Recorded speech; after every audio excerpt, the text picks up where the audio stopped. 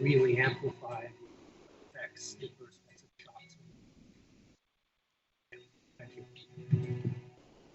Now, management of agricultural food security risks is very important. We have a mandate to support our member states to overcome the effects of extreme climate events and hazards on the continent. And if you look critically, most of the food security crises consequence of extreme weather events, be it in the Horn of Africa or in the Sahel, South Africa, ranging from droughts to floods and to crop diseases like polio.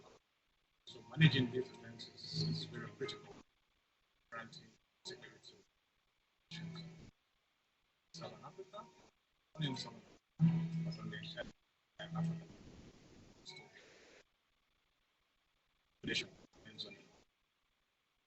So what has to be done to change the way cultural risks are managed, I think, is to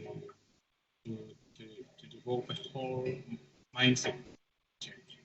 We need to change the approach. Use as governments or as organizations sector manage agriculture risks. I think we need to start thinking about ex-ante management risks rather than ex-post. A lot of gains to be made ex-ante. Second risk capacity is that we would like to be able to predict risks before they actually happen. And for us to be able to do this, I think we need to be able to quantify different sorts of this agricultural food security risks that different parts of the continent are exposed to. So I think that risk profiling and risk quantification are going to be very core in the sense of what kind of work we do to be able to predict the effects of extreme events before they actually happen. Especially, this is important because extreme events are slow onset, so it doesn't have to be disaster which can be predicted ahead. It's a slow onset kind of event. So if we can accurately predict or with some fair degree of accuracy predict, like then we need to manage the data going forward. The reason why I'm interested in this challenge is mainly personal. I started my career working with a major drought emergency in Southern Africa. I realized that the tools, the methods available at the time, this was in the early 90s, were entirely inadequate to the scale of the problem. As a company, we're a social enterprise, and we do the work because we care about the situation in Southern and Eastern Africa. And that's been the focus of most of our work. And we're very lucky to be partnered with Development Seed, who all have a similar philosophy and a similar set of priorities. Well, I think the first thing is technology. At the moment, so much of the agricultural decision-making process in the region is very bureaucratic. It's led by ministries, and there are these lengthy processes for gathering data and then responding to that data. What we really need is technology that allows you to decentralize the solution so that farmers, agricultural extension agents, the people in the front line, the ones who are collecting the data, conveying the data, and responding to the situation on the ground. So we need to de-bureaucratize the process and give the tools to the hands of the people that are making decisions on the front line. Food security and agricultural risk management is central to what Farm is all about, as we focus on holistic agricultural risk management, with a particular focus on smallholder farmers. Our smallholder farmers are particularly vulnerable to a range of risks, not only climate, but things like price, market, all the way up to policy risk. So when we look at agricultural risk management and talk about security, we're really talking about the impact it has at different levels, smallholder farmers to value chain and market actors, and also governments. So it's important farmers mandated to enable an environment to help farmers better manage their risks and to help private sector actors to invest more in smallholder agriculture. There's a lack of capacity, knowledge transfer, and innovations to help better manage agricultural risks. And Farm is working to find solutions to all of these, starting with a very neutral approach, assessing holistic, comprehensively different risks in the severity and the frequency of risks, and understanding the priorities and the impact of these risks. And from that, identifying possible tools, roles and responsibilities, capacity gaps. And these are all the aspects that are missing, including innovation amongst this to find new solutions. And these are all aspects that Farm working to support. We are interested in reducing risk in Southern Africa because there is a big opportunity. Farmers, extension agents, governments need information to make decisions. If we can make that information accessible and understandable, we're going to be able to make the decisions and really make it. What's needed? There's a lot of data everywhere, lots of rainfall data, lots of food security data. What we need to do is we need to make that data into actionable information people can actually use and make sure that people have the appropriate level of knowledge to actually use that information to make decisions. At Pula, we develop and distribute agriculture insurance solutions for smallholder farmers across 11 countries in Africa and Asia. Last year, our products reached about 800,000 small-scale farmers. We're together with 15 insurance companies across Africa, 5 reinsurers globally. And we work in partnership because we never sell insurance to farmers directly. What we do is we work partner together with governments, seed, fertilizer companies to embed insurance products into their products. So I always think that in like Southern African countries, we've worked in Malawi and Zambia for the last 3 years. And one of the things that really strikes me about those countries is how vulnerable they are to climate and health.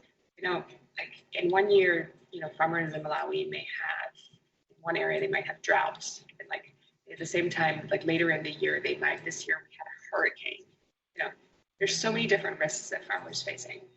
Often, like when we talk about these things and we look at the impact on farmers, but I think one of the most, like the biggest ways that I've seen this happen is that you actually like, the business I run is called Pula, and Pula in Setswana means rain.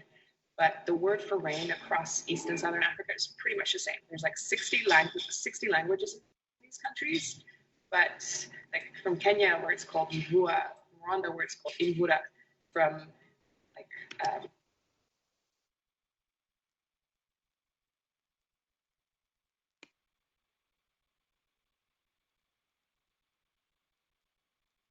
Very good. Welcome back, everyone. We're going to get going with our next candidate, Katamba Ronald.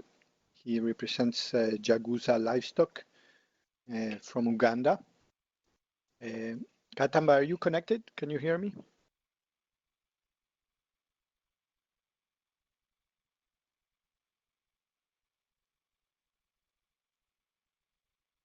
Do we have Katamba connected? Do we know Hillary?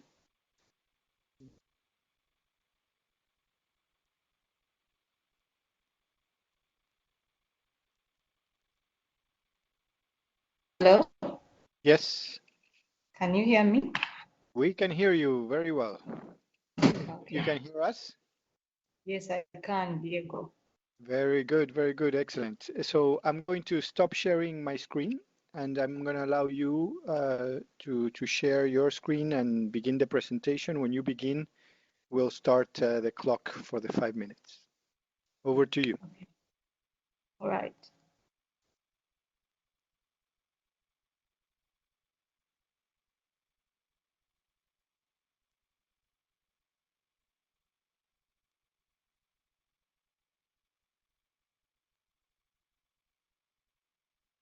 So hold on.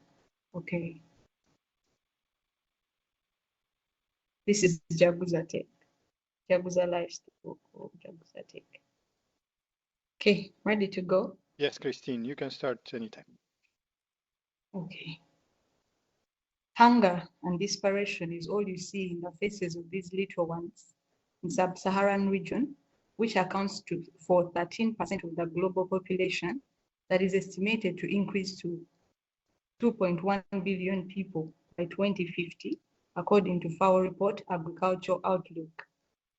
Even though livestock contributes 25% of the 32% estimated GDP of the region, East and Southern Africa still faces challenges of addressing the increase in demand for productivity.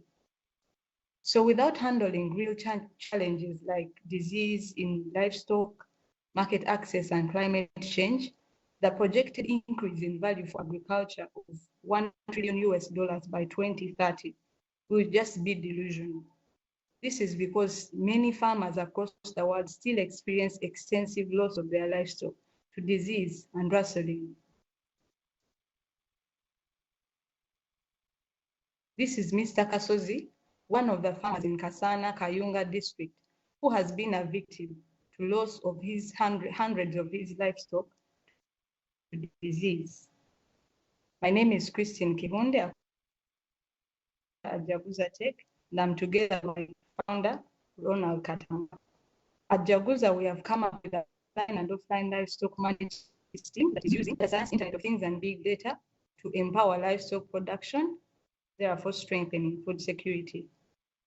For our farm management supply chain, we carry out a comprehensive traceability at all levels of an individual animal from arrival to removal on the farm.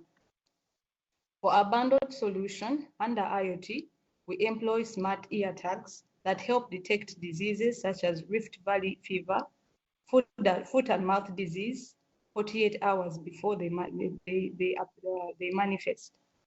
We also employ solar GPSs that help track animal movements and also drone technology for farmers with bigger herds. Software as a service, we help farmers get farming tips, weather forecasts for proper planning, real-time information on market prices, and for farmers who have no access to internet, we use SMS and USSD code. All this information that is gathered is stored as big data to help governments, ministries, non-government organizations to make reports and analytics. So for our product, we have a farm record management system that is both desktop, both offline, and a web application. We also have a mobile application, which is both on Android and iOS platforms, very user-friendly, and is in 7 different languages. Our smart ear tag is very easy to use, very durable, and it is also patented.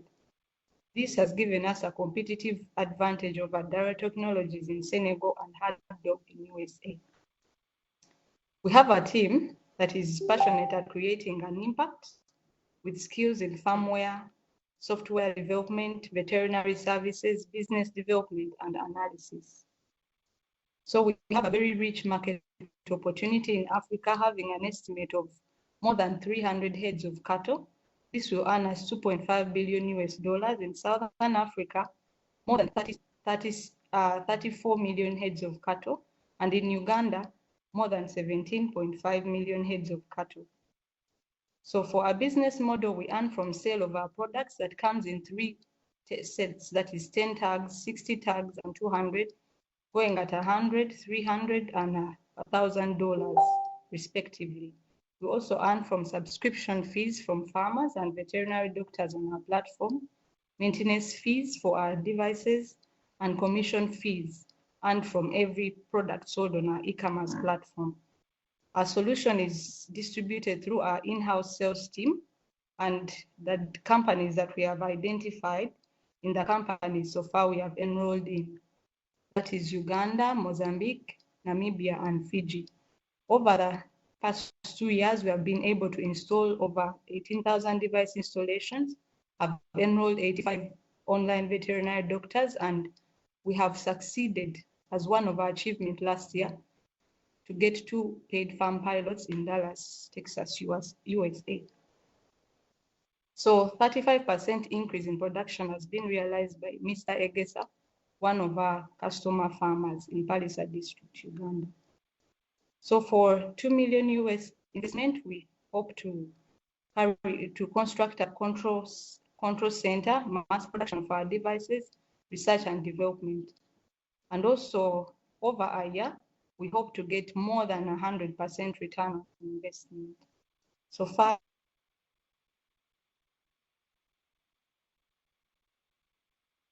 Okay, thank you, Christine.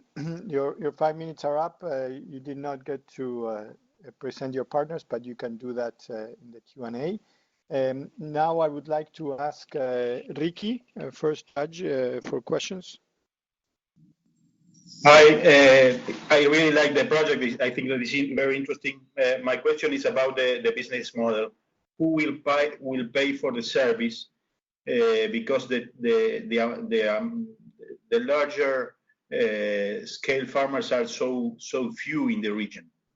And the second one is if you are working with another technical partners in the region, not for the veterinary size, but for the agricultural size, just to increase the feeding of the quality of feeding of the herd. Okay, thank you, Ricky. I'm going to collect, Christine, one more question. Luis, do you have questions? Yes, thank you so much for a great presentation. You mentioned during the presentation diagnostic. You specifically mentioned foot-and-mouth disease that is diagnosed 48 hours before it appears. Can you tell us a little bit how is that done, and then what do you do with that information? Is that information that is shared with regionally? A little bit of how is that diagnostic performed and then disseminated? Thank you. Great, thanks, Luis. Over to you, Christine.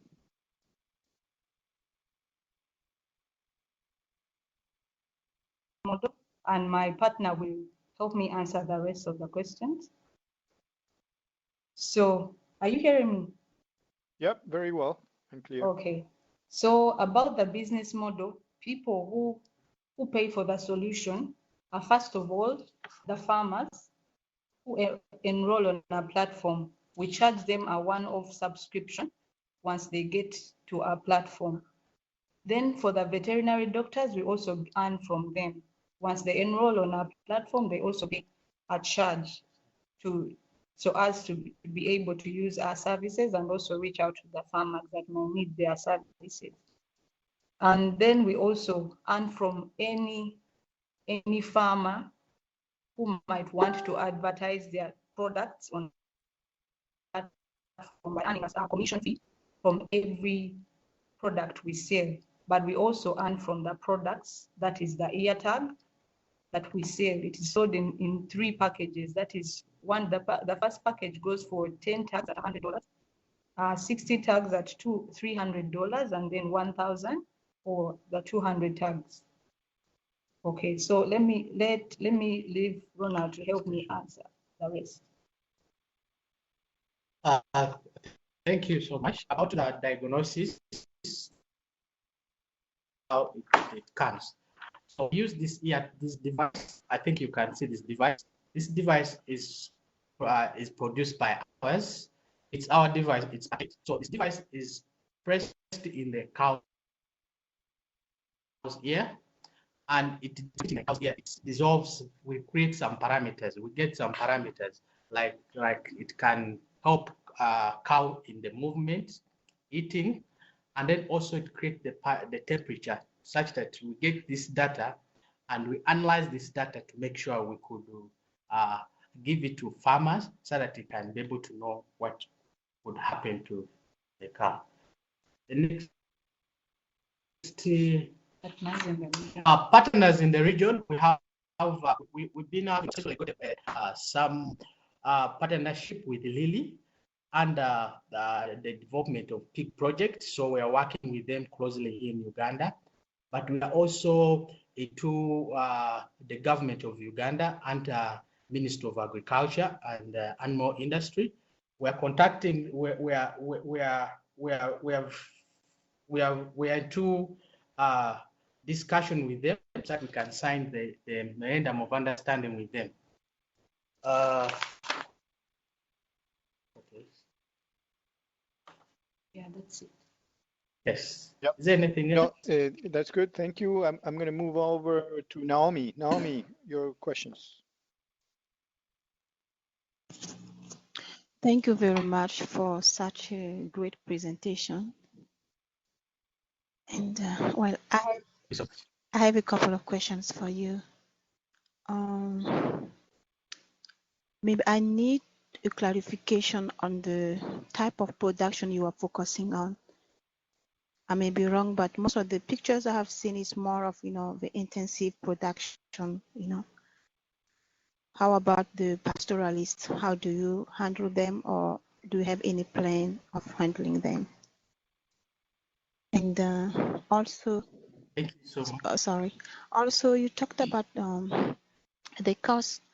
I heard the cost about the farmers, the veterinary doctors, and also about anyone who would like, to venture into that.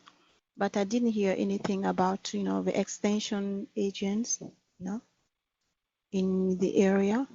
And talking about the scalability, you show the device that you have to put into the ear of the livestock, the cow. It means a physical presence on the ground for you to do that. I'm wondering whether you are thinking of something that can be, how easy is that scalable? Because someone has to be on the ground. I'm thinking of the Maasais. How are you planning to reach out to those communities with large scales of livestock and that are highly vulnerable to climate change in their region?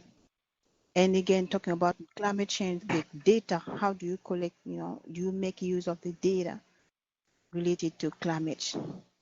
And if the data are shareable? Thank you.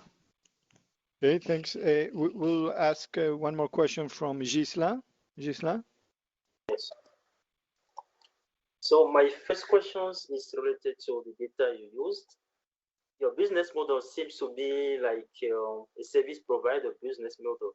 So I just want to know which type of data do you use, or it's just like when a farmer has a problem, he usually describes his problem and then gets advice, relevant advice, but not really based on given data sets. So you should clarify that. Also, you said that there is an advice that can be used at farmers level. Who will pay for the cost of that device? And my third questions is about local partners. You described some local partners, but as your business model is like a service provider, so it's just like where a given actor is involved in your channel, it gets like some amount or some fee. So you should explain that a bit. And as a last questions, you only provide feedbacks for a given farmer. So just like I think it's increasing about 32 or 35% in income, that is not sufficient. Even if you speak about statistically significant, that is not possible. So you should provide further feedback because you were working, I think, for 2 years. You should at least provide further feedbacks. Thanks. Thank you, Gisela. So you have many questions there, Christine. I think 4 from Gisela, 2, 3 from Naomi. Over to you. Thank you for this very good question. And I'll start with the pastoralist. Actually, what we are working on is we go deep to the ground. Right now, we have created a very easy accessibility of our project called a USSD and SMS from pastoralists who are smallholder farmers who cannot access smartphone. But not of that. Under extension on our mobile application, we have a mobile application that has both on Android and iOS, and it has extension workers and online veterinary doctors. When you go to that, you can be able, a farmer can be able to take a picture. He can be able to take a video on every cases he wants. They can be able to take a report. And through that, they can send it to our online veterinary doctors, because these doctors are 24 hours online. And this is what we do. These doctors, we get them from, we try to create employment through students who have just finished campus. Students who have finished campus, we deploy them on our platform, but we make sure they have to make sure they pass through our veterinary association. Through the certificate, we deploy them on our platform, and we make sure that they are certified on our platform and they can be able to give accurate information in real time.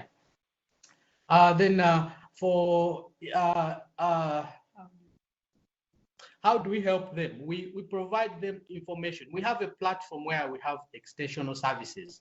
For when you go to our website, we have extensional services. Even on our mobile application, anyone who's specialized in pigs, anyone who's specialized in cow, dairy cow, anyone who's specialized in rabbit farming, in goat and sheep, they can go to our platform and they can read more information about what we are doing. We have a module called decision support. A decision support helps farmers to make sure they can get information what they want. For example, if you want to start a dairy farm, what information do you need to get such that you can be able to start your dairy farming? And such information, it has helped us, because through that partnership, we have got some universities, they are buying our data. Actually, we are partnering with the University of South Africa and University of Limpopo in Western Cape Town, and we are setting up, rolling out in South Africa to make sure they can be able to, the West Cape Town farmers can be able to use this application. And we are also contacting Rwanda. In Rwanda, we have also tried to make sure we talk to them we discussed with them to see how they can be able to use such application. And now for use of data and climate change, when you look at our website and mobile application, we have what we call weather updates. This weather updates takes 21 days. So if you want to know what will happen in the next 21 days, you have to check on our mobile application, and it will give you real-time data, because we have a partnership with some company in UK where we get accurate data for the next 21 days. You can be able to know what will happen, whether it will rain, whether it's not going to rain. And this helps farmers to make sure they could plan accordingly to what they are going to do.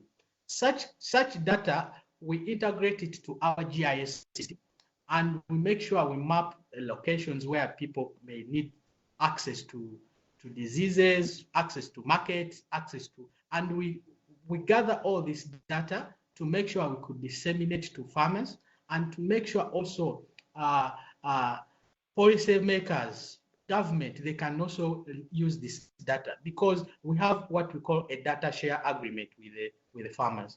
So before we enroll to their before we give them our service, we have to sign a data share agreement.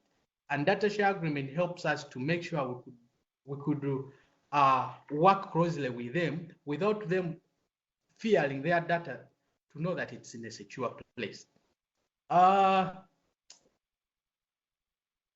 Yes, this is the who pay for the device. Farmers are supposed to pay for the device. Livestock farmer, online veterinary doctors, when all enroll them to our platform, they have to pay us some subscription fee.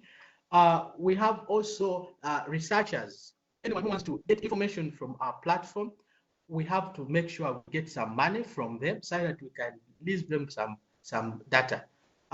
We give you an example of University of Limpopo and Makerere University. They are in touch with us to make sure they can use our data to make sure they can improve with their students. Yeah, under climate change, I think I talked about, we're so much interested in creating climate change, or helping farmers in the problem of climate change. through livestock, they face a lot of problems. So through our mobile application, through our web application, we make sure we give them a platform where they can get information. Even those who cannot access smartphone, we give information. We send them weekly information on their mobile phone to make sure that on their mobile phone for those who can't access smartphone. And we have also a chat room on the extension services. Yes, Madam was asking about extension service. On extension service, what we do is we help farmers to make sure they can communicate with veterinary doctor or extension service in real time. How? They can chat with the veterinary doctors. A farmer can chat. If I'm in Rwanda and I'm talking with the veterinary doctor in Uganda, I can be able to chat with the veterinary doctor in real time, and I can be able to share with him the picture of my cow if it's sick, the video of my cow, such that I can be able to solve problem, not me going to Rwanda or a farmer coming to look for someone in this place. That's all on our platform, both on iOS and Android and USSD. So we have a few minutes left. Jolene, over to you for questions on your side. Thank you. Guys, I'm really excited to see that you're focusing on livestock here. Two main questions from my side. In terms of your device that you mentioned was patented, how do you make sure that the reliability of the connectivity, so you get the data of the animals, number one? And related to that, how do you collect the data? And lastly, on the device side, battery life. How do you actually make sure that these devices are going to stay functional for an extended period? And then my second group of questions is related to you getting a lot of data, and I understand you've got the data sharing agreement with your farmers, but are you linking back into any national databases for cattle so that government can work to quarantine certain areas if there are disease outbreaks? Great. Over to you, Christine. Ronald. Thank you so much for this question. Actually, when you look at our device, what we do is immediately when we get this data, this is our device, Christine, and we use also solar panel. Our device is solar powered, whereby even if it's smallholder farmers from rural area, they can be able to use our devices in real time. We make sure that during our POC, proof of concept, we had to move to villages and make sure we first identify the problem. Before the problem, many farmers wanted to use our device, but they could not because we don't have, they don't have internet. We have a localized manufacturer here in our country where we work to make sure we create a solar panel plus our devices. And we're also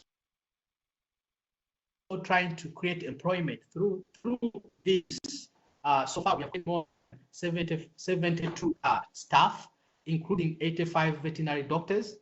And we are trying to make sure we merge through different countries. As you look at Fiji, we rolled out in Fiji because of the award, global award we got, and the government of Fiji said we need to make sure we use this device, this technology. In Namibia, and it's almost the same, and also in South Africa where we do that. So when you talk of data, this data, we have data on our platform. Actually, because we are not allowed to share this data without an agreement with the organization, but we have a lot of data which we are collected, and this data comes from the devices, from the cow in the farm to our cloud databases, and this database can be able to a farmer can be able to access this data through our cloud server to the mobile phone. And also they can also access this data on their web application. So a farmer does not need to go to be at the farm to make sure they can see the data. As long as, and we have made it to be offline. So you don't need internet to be able to access this. You don't need internet to be able to access this. For the battery life, it takes a period of 3 to 5 years, and we are making sure to make sure we keep it at that, because and it is changeable. You can change it from one animal to another, and you can keep data. Actually, we have a farm management system that can be able to collect information from the arrival of the cow to from the arrival to the removal. So we collect all this data also to make sure the policymakers, the researchers can be able also to get insight of data out of this. Now, for the government, as I said, we have a partnership. We are still in a partnership with the government of Uganda under MAIV, Minister of Animal Industry, and to make sure we can give them this data to make sure they can know, because we have problem like organization like NGOs. If they want an organization that want to sponsor any disease in a country, they don't know where to go. So through our data, they can know where to go so that they can invest money from that place. Rona, I have to cut you off because the 15-minute Q&A is up, but very interesting. Christine and Ronald, if you want to stay in WebEx, there's a few questions in chat. In the chat function, you have a couple of questions that you can answer in the chat, but we'll have to move now to the next candidate. Congratulations again for making it to the top innovators in this challenge. You will be getting a certificate from us, and please stay tuned on Monday for the results. And yes, and you're welcome to stay and listen to the other candidates that are coming. So we're going to take a 1-minute break for the judges, and we'll start at 11:30 Eastern with the next candidate. Christine and Ronald, thanks very much. Thank you so Diego. Much.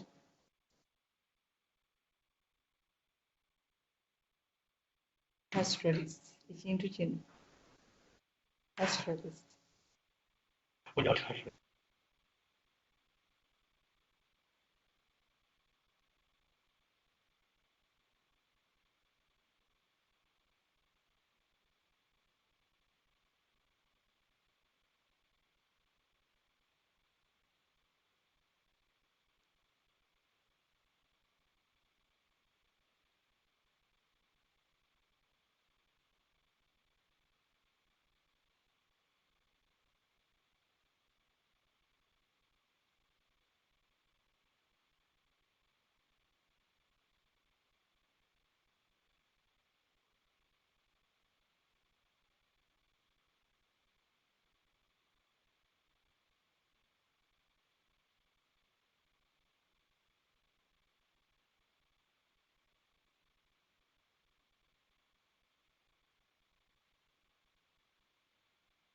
Arang, thanks very much for joining us. You can hear me?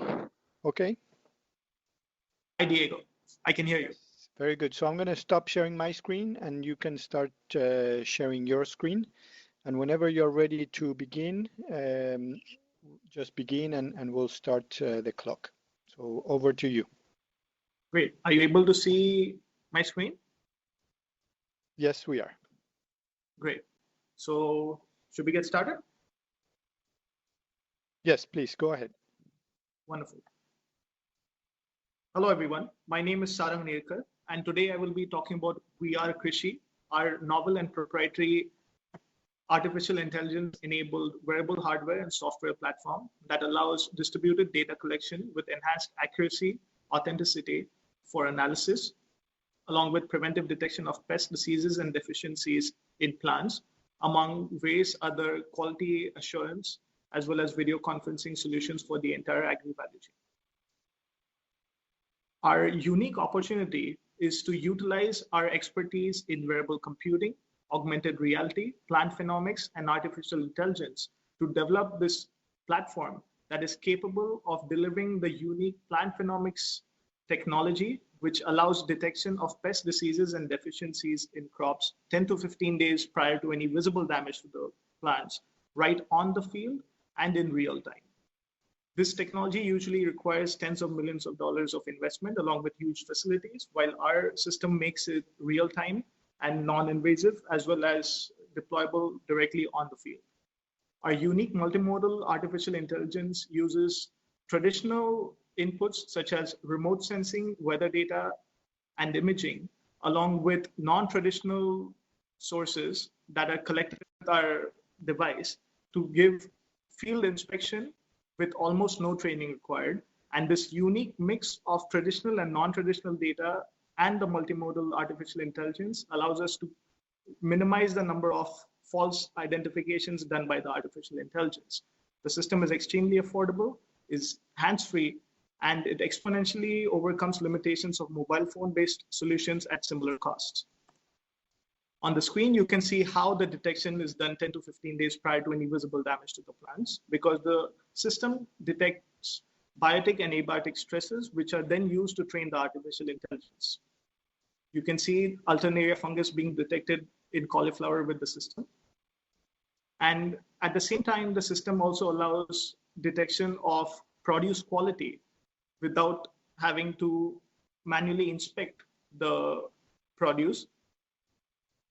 It can be used for detecting food adulteration, along with detection of rotting pests and damage in stored food produce, such as food grains, which you can see on your screen. Now let's talk about how this can actually be deployed in Southern Africa. This technology can be deployed in Southern Africa to prevent loss of livelihood for saving compensations provided by public sector as well as insurance companies, and also to provide savings on input costs and maximization of yields for farmers. We work with a collaborative coalition-based deployment model, which has international collaborations, academic institutions, local government agencies, and farmers organizations connected with our platform, such that each of them gets certain benefit from the platform while providing the original benefit to the farmers. We work with government and non-government international collaborations to get the know-how from more sophisticated agricultural ecosystems to less sophisticated agricultural ecosystems. We've done that with the Indo-Dutch Center of Excellence for Vegetables, where this center actually allowed for a 10x improvement in the income of farmers, and our contribution to that was 25% reduction of input costs. We work with agriculture and technology-based academic institutions to gain the know-how of the ground system and provide value. Over here, you can see it being used at National Research Center for Grapes. We work with agricultural research and agricultural extension government agencies to get on-ground data to the government such that they can use minimization of risks.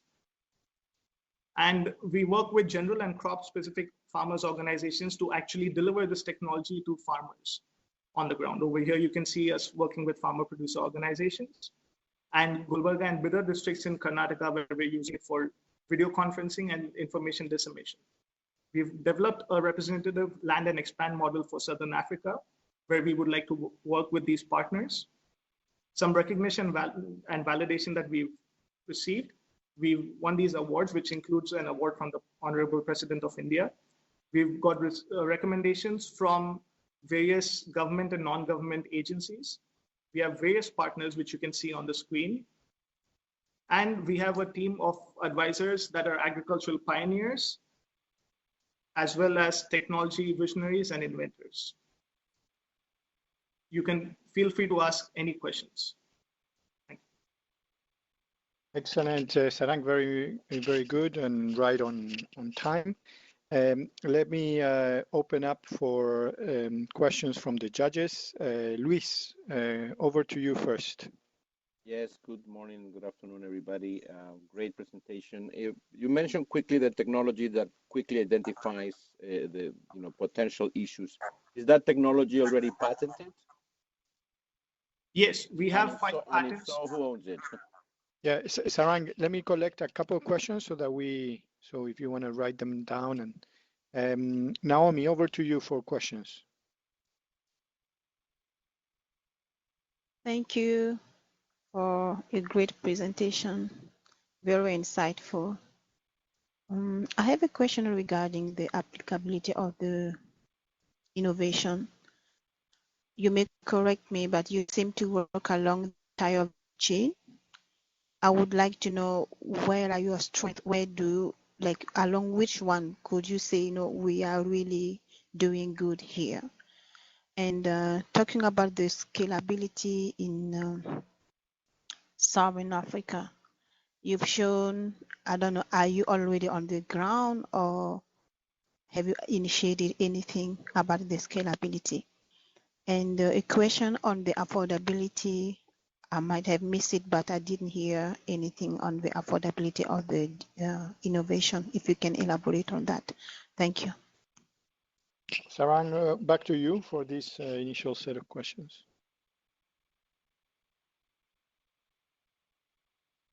Sarang, we are in mute. You have to unmute yourself. Yep. Go ahead. Oh, can you hear me? Yes, now we can. Yes. So in regards to patents, we've done an international patent search, and the technology is observed to be free to operate, and there haven't been any patents similar to this technology filed in the past 20 years across the world. And we have filed multiple patents on these technologies, which range all the way from design patents to actual process patents. The second question was regarding on-ground work in Southern Africa. So we haven't done on-ground work in Southern Africa. However, our co-founder has worked with the governments of Malawi and Southern Africa in this approach. And finally, the question on affordability.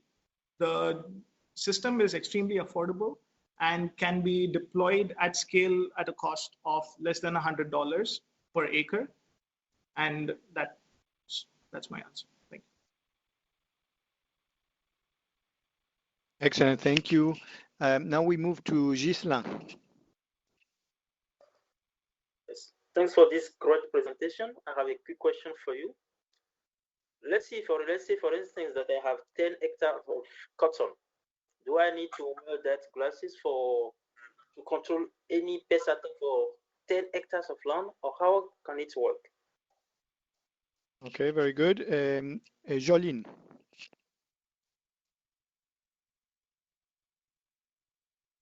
Thank you. Just one key question from me. In your presentation, you mentioned wanting to partner with ARC and NEPAD and a bunch of others. Have you got initial relationships? Because you said you haven't got anything working in Southern Africa at the moment. And if not, how exactly do you plan to do that? There's that side of things. And then I'm very interested to understand from you, your data, once you've got everything, how far can it be shared? Is it beyond the farmer? Can it be used by governments? How do you do that? Okay, back to you, Sarah. Great. So answering the first question, one device can be utilized to cover an area anywhere between 10 to 15 acres, depending on what the density of the crop is. For lesser dense crops, it can be 15 acres, while for more dense crops, the coverage is 10 acres. For the second question, which is how do we actually partner with these organizations? We do have a IN, which is the India-Africa Institute for Agriculture and Rural Development, which is an initiative by Indian government and the overall Southern Africa region. And over there, we are already recognized and partners with Invest India and Agni, through which we wish to springboard our networks in Southern Africa. Thank you, Sarang. And move over now to Ricky. Hi, very interesting presentation. First question is what the difference between this project and the Google X project with Google Glass? And the other question is, which are the other sources of data that you are using to matching information about the images, and for example, climate or region or geoposition or shape? Okay, Luis, do you have any question? No, I'm good. Sorry. Good. Okay, Sarang, back to you. I want to ask 2 questions. Okay, yeah, go ahead and then Gislan. Yeah. Sarang, Just to let's add hear up Gislan. and know whether can his data be shared because it's still not clear. And also, for how many cropping seasons can we use his device? Could you please repeat the last question?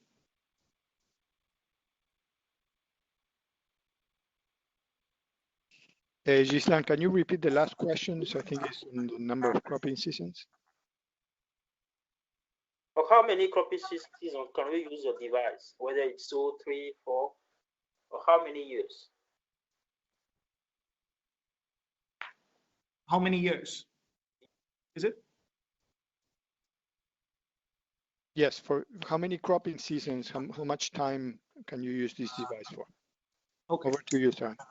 All right. So the first question regarding any connection with the Google Glass initiative. No, there is no connection between Google Glass, however, and us. However, we are, one of our advisors, which is Professor Steve Mann, is known as the father of wearable computing, who actually started the field of wearable computing and augmented reality.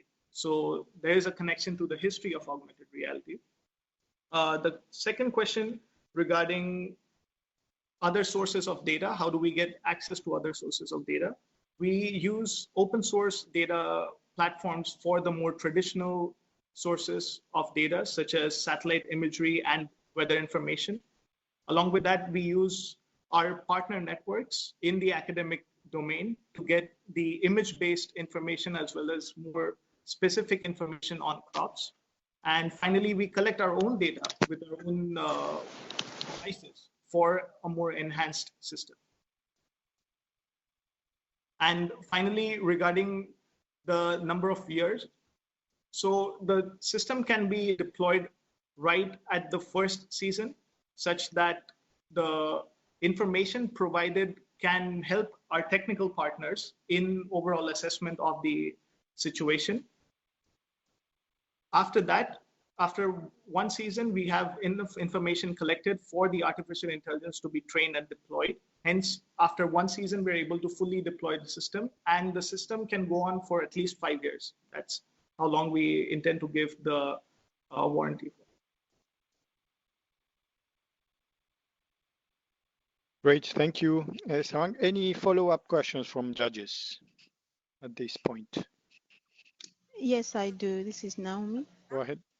Yes. What is the lifespan of the device? And I am repeating the question posed by Ghislaine on the crops. Which crops do you really focus on, or which category, if I may be more specific, of crops? Thank you. Yes. Could you please repeat the first part of the question? There seems to be some delay in the audio. Sure. It was on the lifespan of the device. Okay. So the lifespan of the device is at least 5 years in terms of the overall usage. And in terms of what crops we would like to focus on, that would be how can we maximize the overall stakeholder involvement. And in regards to that, in Southern Africa region, we think maize, sugarcane, wheat, and grapes would be the right crops to start with. Okay, thanks, Sarang. We have a question from Ricky. Ricky? Sarang, you're working on prototypes or just it's already commercial? Sorry? You have a commercial product or you are working only on prototypes? We are currently working at pilot stages with various of our partners. Hence, we don't have a product that is something that you can buy off the shelf at the moment. We do paid pilots with our partners. So you develop the technology with partners to put it in the markets? Yes. This is one of our recent. Okay. Grapes is the closer exit to market project that you have, or which is one? To commercial. Sorry? Which is the closest commercial product that you have? Grapes, in which crops? Grapes. Grapes will be the major focus. Okay. Great. Any other question? We have a... Yes. Yes, Can go you ahead, share yes, some feedbacks from your earliest adopters? And also you mentioned that if I buy your device, it can run for 5 years. So yes. That the farmer, when he buys the device, he can use it for 5 years without paying any additional fees. Yes. So the way in which we plan on deploying this is by creating a public infrastructure of these devices and then delivering the device as a service to farmers and various stakeholders that can benefit from it on an annuity basis. And Gislain asked a first question on what type of feedback have you gotten so far from users, even in these pilots that you have? So the feedback that we've received is very positive. As I said, we have demonstrated a 25% reduction in input costs with the Indo-Dutch Center of Excellence for Vegetables. Similarly, we've worked and demonstrated our system to various government and non-government agencies who have given us specific recommendations on exactly what they think about the performance of the device. And so far, everything has been positive and they all seem to like the device. Great. Any other question? No? Okay, I think it was very clear, Sarang. Congratulations again for making it to this stage. We will be sending you your certificate of top innovator, and please stay tuned on Monday for the results. And thanks again for your presentation and your time. Good job. Great, thank you very much. So for the judges, we will take a 10-minute break. We'll be back at 12 o'clock for the last two candidates of the day. Thank you. There you go.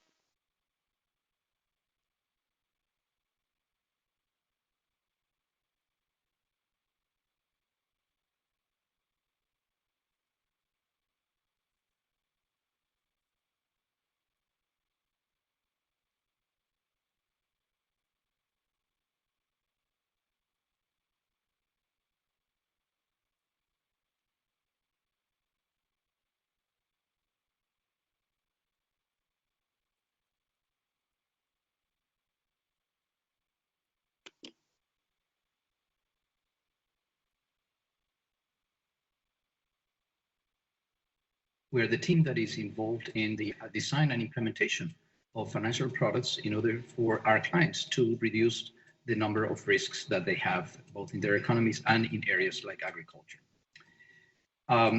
In terms of the first question, it is very important to point out that the percentage of the population that actually works in the agricultural sector is very high in the Southern Africa region. And also it's very important to note that food security and independence is critical to any nation.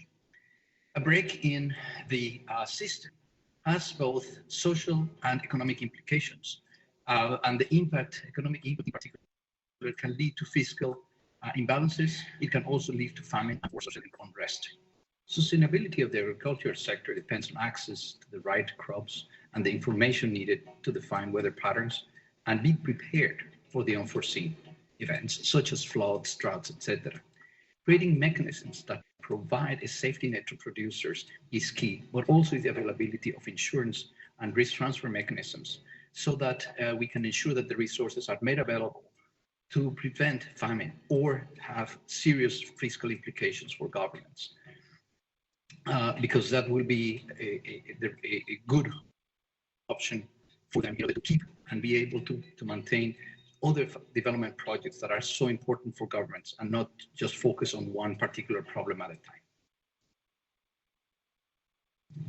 Our consortium is naturally driven to do projects of this nature.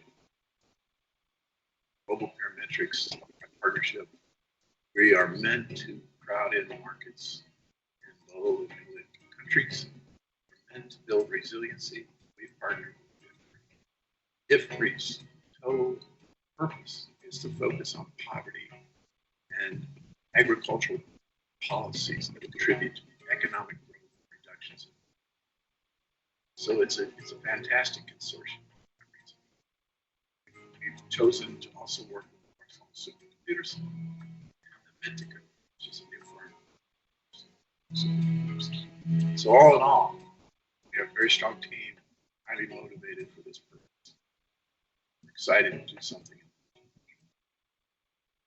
One of the things that we need to do to reduce food security in the region is, for one, we need a quicker response from the government.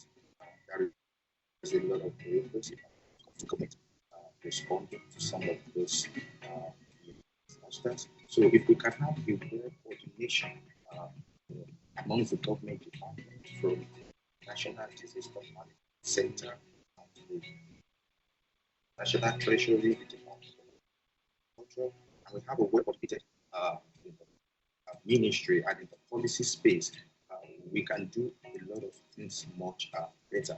We also need to be able to train our extension officers so that they can translate research into practice. And if this is done, that means the research that are coming from the university, from the consortium, and so will be translated into practice. And again, we also need to train the farmers through the extension officer on climate smart agriculture techniques. These are ways for us to improve regular food production in Southern Africa.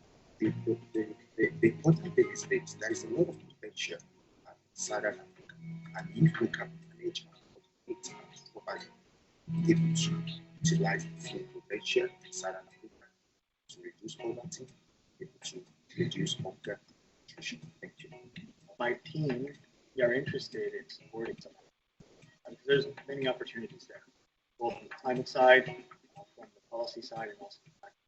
We look at it at the nexus of those three elements, get a better understanding of what can be explored to better understand the climate dynamics, impact, extreme rainfall events, and get a better idea of what needs to be done in order to better capture the voices of most vulnerable populations that aren't usually included in development of tools and other interfaces that governments could use to make decisions based on reduced risk for food insecurity. When we're talking about opportunities, what can be done? Think of it in a few different ways. However, the overarching theme is this idea of the difference between availability and use of data. There's a lot of data available. There's a lot of tools on there. There's a lot of interfaces there. But why are some used more than others? What are the governance structures that are currently in place?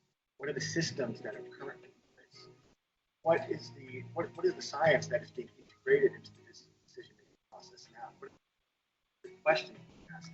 So these are the elements that we're trying to identify before we move forward with saying, well, yes, we need to improve the climate science side in these ways, or yes, we need to produce certain data sets in order to improve decision making. We really want to get a better sense of what can be done to close the gap between availability of data and use of that data to improve decision making, lower the risk of insecurity.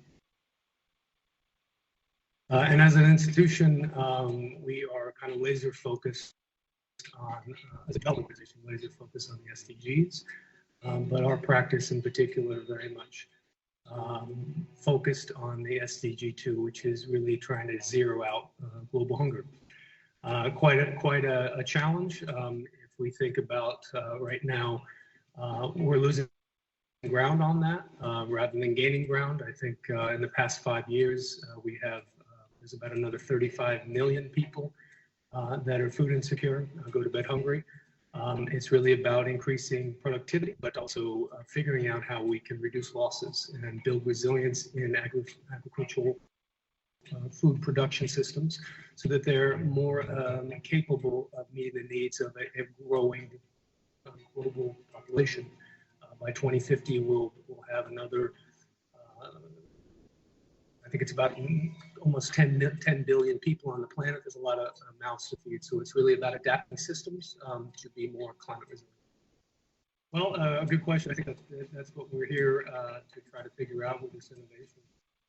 Fortunately, there is a smoking gun. I think on the first hand, we really need to bring better information and data, written information, evidence to stakeholders at all levels, farmer, production level, traders in the market, insurers, and policymakers, so that we can best solutions that can put in place ex ante mitigation measures, production systems, build resilience, and livelihood systems. And I think also improving the smallholders' ability. Smallholders make up the majority of food production and food security in the region. We really need to, I think, as agriculture is already a risky endeavor, it's only getting riskier with climate change. We really need to figure out how to give them the information they need, the tools they need. A lot of legacy investments back to building strong seed systems, good extension so that they soil practices with farm practices, good forestry that can build systems in the first place and then diversify. Finally, I think there's a very strong opportunity to improve cooperation among different countries. As the scope of risks increase with climate change, I think there needs to be broader, more systemic, more holistic systems that require information sharing, that require resource sharing, and also policies that really meet the need, so that trade food wherever it is produced can move across the region to service areas, to areas that and move away from these quantitative kind of trade bans that really amplify effects, diverse effects of shocks. Thank you. Now, management of agriculture, food security is very important. Have a mandate to support our member states to overcome the effects of extreme climate events and hazards of the continent. But if you look critically, most of the food security crises of extreme weather events, be it in the Horn of Africa or in the Sahel, in Southern Africa, ranging from droughts to floods and to crop diseases like fall.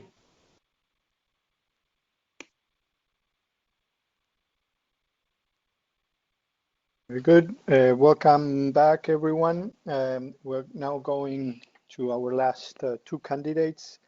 Next presentation is from Rajiv Jha, who's from Yuktix Technology from India. Rajiv, are you connected? Can you hear me? I can hear you, Diego, loud and clear. Very good. Excellent. Thanks for joining. Rajiv, I'm going to stop sharing my screen. You can start sharing your screen, and whenever you begin your presentation, we'll start the clock. So over to you.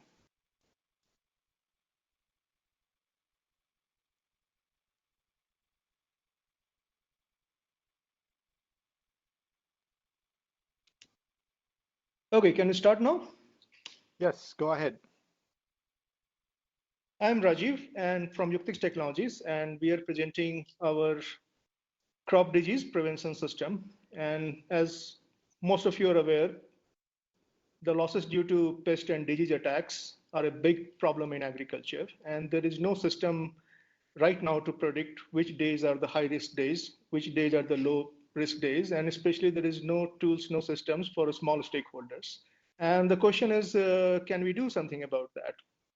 And as it happens, there is a link between the moving weather patterns and how this disease and pest onsets happen, the attacks happen. And if you can capture those moving weather patterns, then there are a lot of agriculture research and research institutes have published models that you can use for crops to actually predict the onset of the diseases.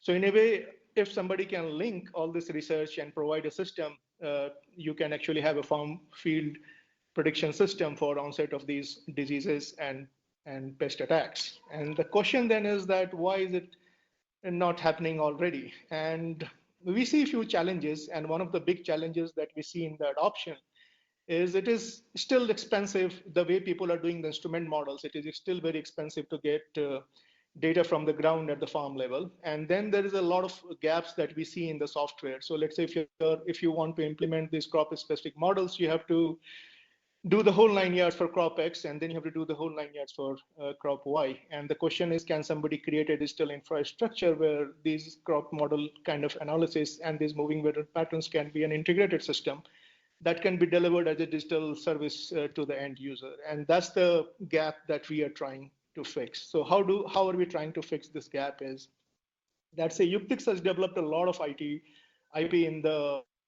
in the space of this hardware space, where we are doing bare metal kind of devices which are optimized for these problems.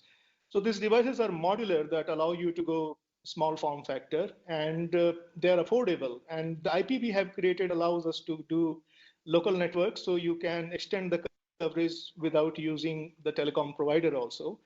These can operate on solar or batteries for years in the field. And most important is that these are bulletproof and tested in the field for quite some time now.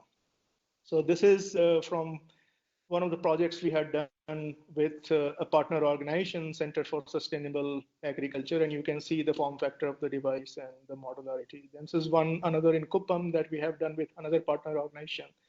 That is the Agastya Foundation and HPE. This is we have done with an organization called Gram Vikas in Orissa, who is working with the tribal farmers there. And if you see what people are getting or how we are delivering this solution is that you saw those IoT devices which we have designed and we own the IP, and those deployed in the field at a very affordable cost with these partner organizations. And the left-hand side represents that the real-time data gathering that is happening. And then we have developed a software that can encode multiple crop models. You can just drop this crop model analysis as a plugin, and out comes the results on the right-hand side of your screen. That is, it is now actually a system that can tell you which days are the high risk days, which days are the low risk days. And this example you see for the downy mildew in grapes, but there's a lot of models that can be done, and we have done like the late blight in potato, the apple scab, the maize, the gray leaf spot kind of diseases and all. So important thing is that now it's a digital infrastructure and it is an integrated system. You have IT devices, from there you can go to this kind of a prediction system that everybody can use. So what is different if you look at what is the important point is that, see that on the right hand side you can see that this is the data from a T state which have been collecting this kind of a disease incident attacks manually in their register for last 20 years. And before we came on scene, they would never go about, they would never even think about going fully automated and like a digital service, because it was never affordable for them, and they could never think of doing this software from scratch. And with us, now they are doing the T blister model and the mite models of the diseases that they are getting as a digital service now. So the important thing is, from no system, we could take them to the system. And not only that, earlier they had a post facto system, and now we are providing them a predictive system at a very affordable cost. And we'll see some financials. So these IoT devices you saw, right now we are only doing 200 units, but since we own the IP and we can do the design, they can go like $200 to $300. And if you go for higher numbers, the price will come down still. So an organization like Gram Vikas is paying us $800 per month for 100 farmer setup, and a T-State is paying $2,400 USD for 100 acres. And there's an example of a small cluster of orange farms, a 40 acres that is willing to pay $150 per month for digital services. So let's say if we want to deploy in a small cluster of 2 kilometer radius, that is approximately 3,000 acres, it will come to about 12,000 USD per year, and that is running at a gross margin of 40-50%. So this advantage they are getting, and Rajiv, 2 seconds. Yeah. So this is about us, the team, and that is more or less the end of our presentation also. So I'm open Great, to questions thanks. now. Yeah, you can use your slides while you answer questions. Please feel free to share your screen and use some of the slides. Sure. Okay, so we'll go now to Luis de la Plaza. Yes, good morning, good afternoon, good evening. Thank you so much. Great presentation. Very detailed, simple questions. I'm not an expert. I'm more on a finance kind of guy. So I wanted to get a sense, what is the granularity of the system? How many of these devices you need to have in a farm? Is one every square mile, every 100 square miles? Number one. And number two, there are other systems and there are other companies and there is other, can your data be put together with other data that is available with existing weather stations or with satellite data? So is this something that can be connected to other areas and other devices? Correct. So just to answer your question quickly, like I said, that 3,000 acres, $12,000 per year in a 2 square kilometer radius, you can put 4 of these setups. The setups will also depend on the population density, whether you want to cover by the acres or you want to cover by the population. So just to give you an example, if you go for 500,000 kind of a farmers you want to cover in 10,000 square kilometer kind of a setup, probably it will cost you $25 per year per farmer. And other cost metric, the other cost models that we have done the detailed costing, and if you're interested, I can share that with you.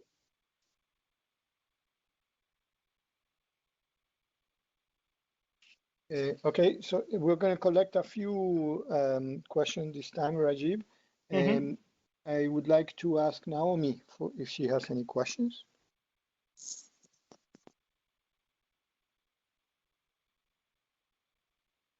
Thank you very much for such a great presentation.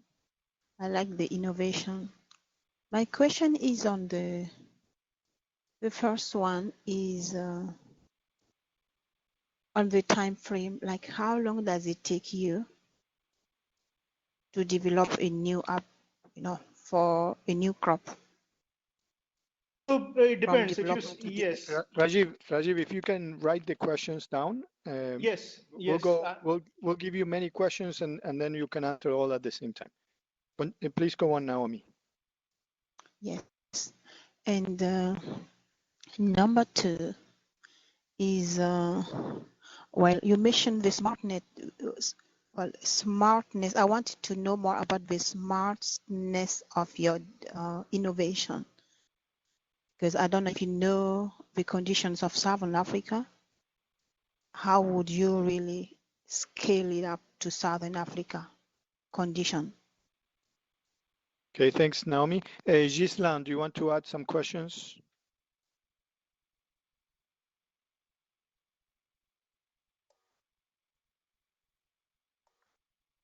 My question is, thanks you for this great presentation. I have a question for you. It's about scalability. How do you intend to scale up that technology to South African condition? And also, what about your data? What are the sources of your data? Are they open sources or not? Rajiv, there you have a few questions. Over to you.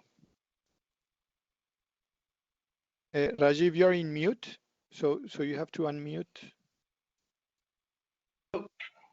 Yes, now we can hear you. Go ahead. You can hear me, right? So yeah, so to answer the first question, that how long it takes to develop a model. See, most of the agriculture research, if you look at it, let's say it's something like a T-blister kind of a model that people are doing. Either it will be a classification problem or people are doing polynomial fitting in the temperature versus mite count kind of a data.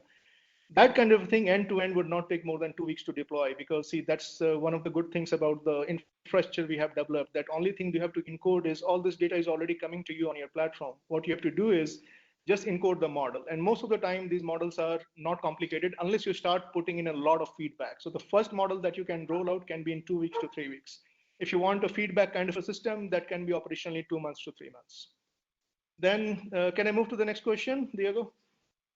Yep. Please go yeah, ahead. so the conditions, see, there's 2 kinds of conditions that people will always ask. So one thing you have to see that the kind of work that we are doing, the distribution model is we are not going directly to the farmer, because we are deploying ground-based assets, and it's very hard for people like us to guarantee the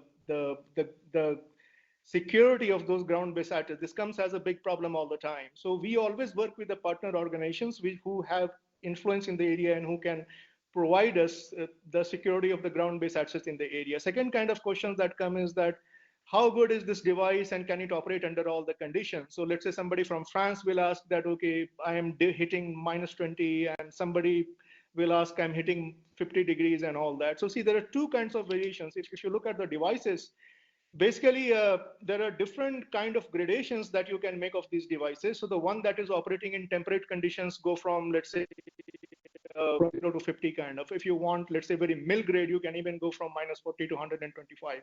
It's just that the spec pricing will go up.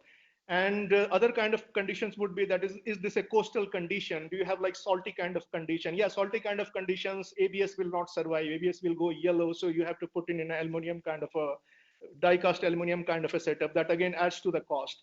But see, the innovation is also that if it is a small form factor, a lot of times what happens is you can just throw it and move on. It is not a very hard kind of asset. I mean, you can have 10 of them and you can just replace them in the same cost. So these are the models which allow you to make networks quickly and manage the assets easily. So without partners, it will not work. See, so far we have not found a model where we can go to the end farmer directly because the sizes are very small. Now coming to the, can I move to the next question, Diego? Yeah, go ahead. Just so on the scalability question now, how is scalable in the system? So see, there are three kinds of basically the three kind of scale effects that will come in this kind of a system. First kind of a scale effects is that when you are in a cluster and you are making a local network, or you're in a cluster and then you are deploying. See, if you're piggybacking on an existing telecom provider, if you're piggybacking on an existing satellite sat data kind of a provider, nowadays a lot of these low orbit satellite kind of things are available, which gives you like 16 data points in a day, and that a lot of times is more than sufficient for these kind of sensing. Now what happens in that case is that we are actually relying on somebody for a backhaul, and it is as good as their backhaul. So if their fiber goes down, we can't do much about that. Now second effect of a scale is the local clustering kind of a scaling effects, where see again the approach that we are taking, or the agriculture cases that we see, is that it is a less dense, wide area kind of a setup. So this radio technology and all that we demonstrated to you, you can do a peer-to-peer like 1 kilometer kind of a setup. So see, this is field deployed, this is tested, and this works and it's proven. On the data side and the software scalability side, see, this has been my expertise. I mean, this is what I am expert in. So software scalability guarantees, we can discuss that and we can talk about that for 5 hours, not a problem. But that is something that is built in, that we are using. And data, if it is open, right now we are running the only open urban weather network in India, that is the Bangalore Open Weather Network. You can just go to www.yuktix/m/AWS. Right now you can click and you can see.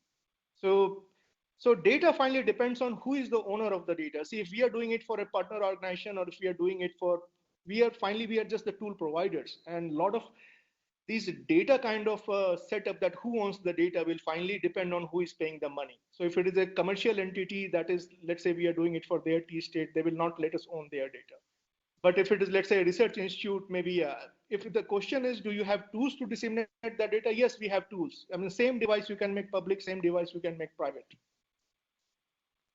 Great. We have 2 more judges, Rajiv, that want to ask questions. So we'll collect them and then just write them down, and you can answer them at the same time. Jolene, over to you. Thanks, Diego. Guys, this is a very interesting idea that you've got here. One of the questions that I have, in terms of all the data that you're collecting and are making available, is that available to be used by governments to do some predictive analysis and understanding exactly how they might be identifying diseases and quarantining certain areas if required? That's number one. And number two, in terms of the data that you've got and you've already have live in the field, how have you verified that your predictive models are accurate? So we're just interested to see on that side. And then the third one is, I'm just trying to understand, you've got some stuff that's live in the field, but how commercially viable are you? Are you still at prototype piloting phase? Are you fully commercial? Where are you in your own evolution? Okay, and we have a question from Ricky too. Ricky. Hi. First of all, the bulletproof device is necessary. It's a good idea. The question is first, what about the homologations of information just to put in the global networks of climate information? How do you work with approves and all that stuff? And the other one is, which are the difference between your product or your device and the other that other products that are in the market for several years? Rajiv, over to you. You can answer them all together. Sure. Go ahead. So, see, on the cases of like how to make it available to other parties. So let's say we are collecting data and how do we make available to other parties? Because this question, let's say, I will like to answer with some examples. So right now, let's say we are doing the project for Agastya Foundation and HPE. What they want is they also want that data to be available to their servers so they can run their models there side by side with whatever we are providing them as tools. And we provide both push and pull kind of a mechanism. So let's say if we are collecting data and some agency is interested in writing clients to grab that data out of server, that is possible. And we already have published API documents that you can download from our website and start using that.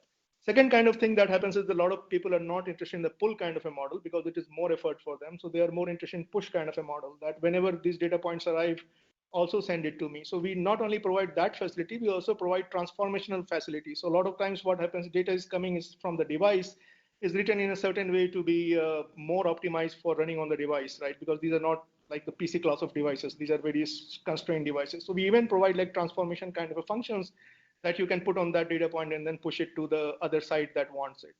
And I hope that answers the how do you make data available to the other parties or how people can get data from you. Now see this point that how accurate are these predictions? See, this is unfortunately, is like unless we run for 3 years, 4 years, very large setup, it's a hard to answer question. And this is where I said in my slide that one of the things is that we are trying to take the research to the field. So if the research is not good, then most likely the system will also not be good. What we are assuming is that people have collected and made these prediction system like 20 years, 25 years of research and looking at the data and then coming at the incidences.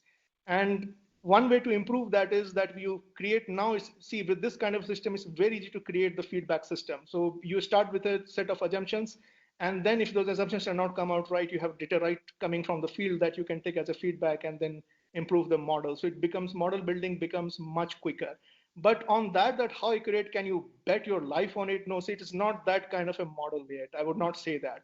But look at it this way, there is no system. Now there is a system. Suppose you're doing 40 liters of pesticide. Now if you start doing 36 liters of pesticide, we see this as an incremental improvement that will keep on happening. And see, we are not agricultural researchers and we don't claim to be, right? So we are trying to utilize research that is already available and there's a vast body of research that is available. Now see, where is it in terms of the commercial viability? We already said that right now the size is 100 units kind of a size. So it's not that we have printed millions of units. And if you use the NASA TRL scale, right now we claim that it is at the TRL level 7. So it is not a prototype. It has already moved to the field. People can use it in the field. If you want these devices sent to you, send me money, I will send you tomorrow. And you can deploy it and start using it.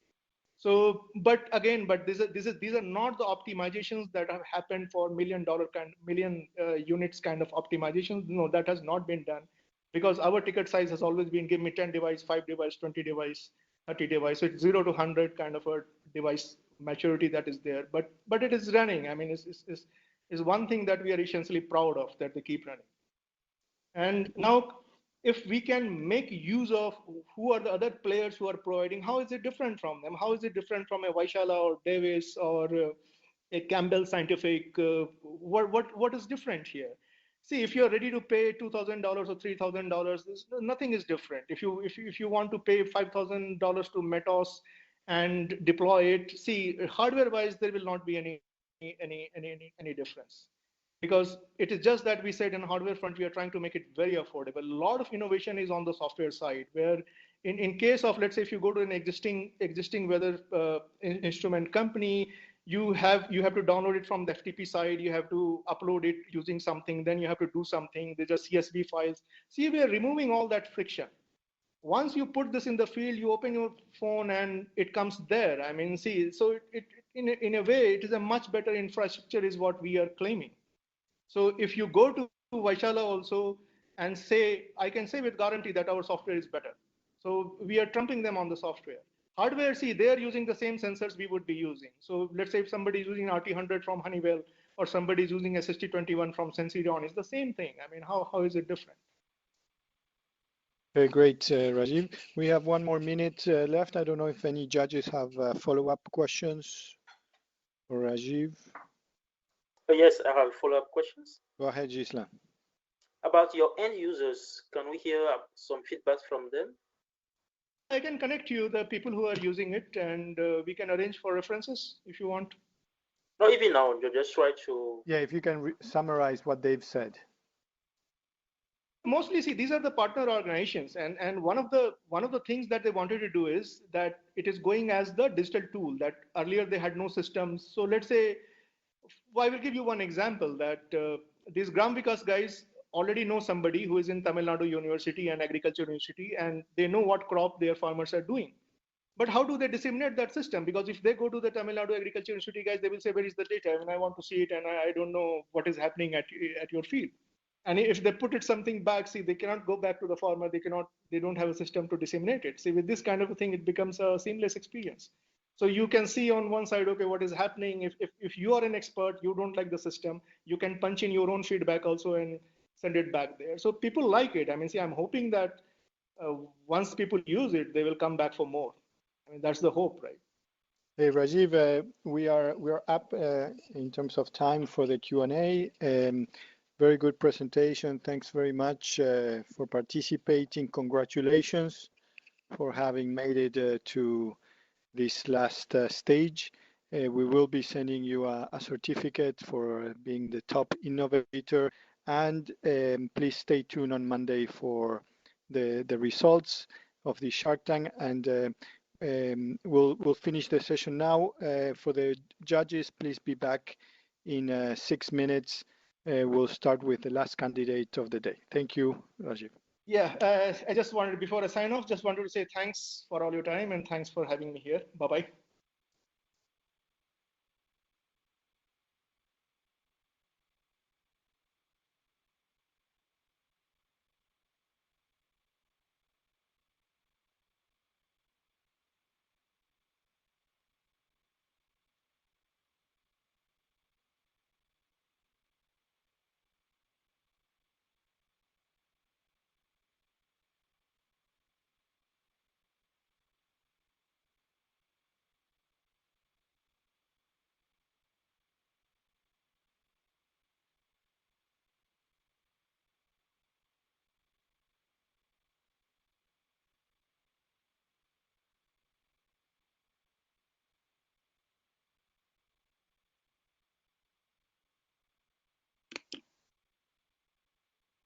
Managing these events is very critical.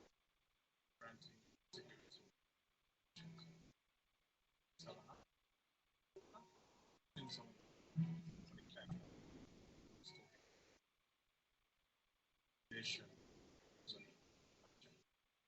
So what has to be done to change the way cultural risks are managed, I think, is to develop a whole mindset change. We need to change the approach. Use government or as a sector manage agriculture is we need to start thinking about ante management risks rather than exposed. A lot of gains to make ante and risk capacity that would like to be able to predict risks before they happen. And for us to be able to do this, I think we need to be able to quantify different sorts of this food security risks that different parts of the continent are exposed to. So I think that risk profiling and risk quantification need to be very core in the sense of what kind of work we do to be able to predict likely effects of extreme events before they actually happen. Especially, this is important, because extreme events are slow onset, so it doesn't have to be disaster, which can be predicted ahead. It's a slow onset event. So if we can accurately predict, or with some fair degree of accuracy predict things like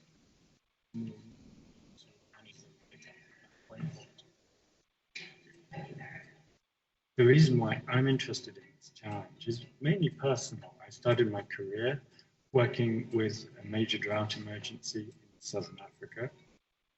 I realized that the tools, the methods available at the time, this was in the early 90s, were entirely inadequate to the scale of the problem.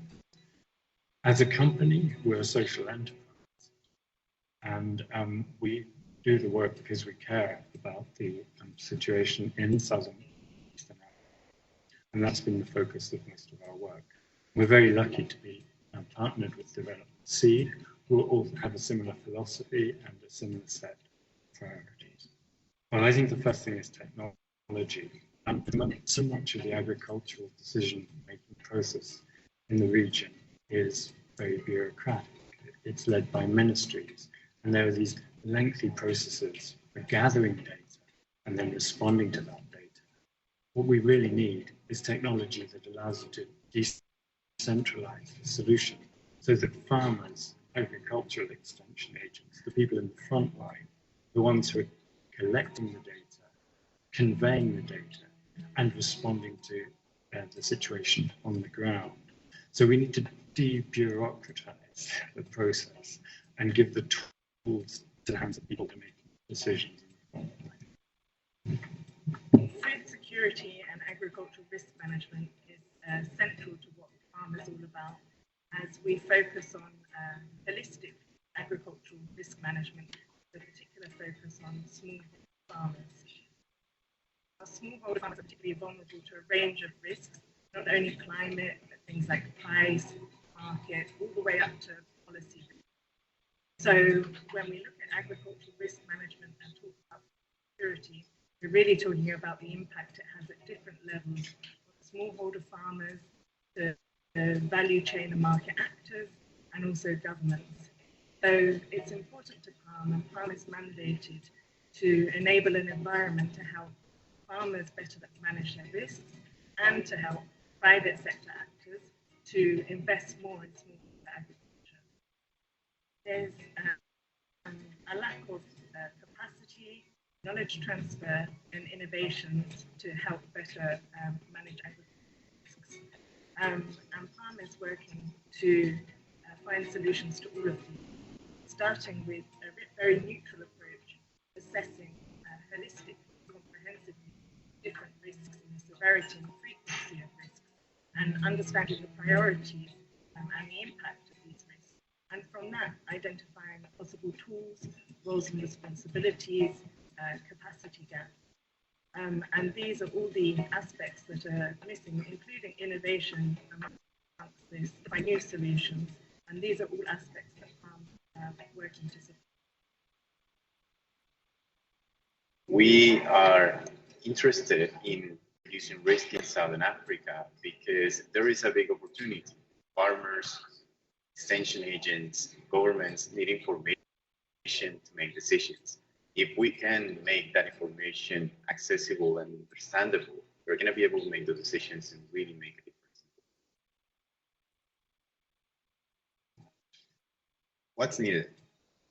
There's a lot of data everywhere, lots of rainfall data, lots of food security data. What we need to do is we need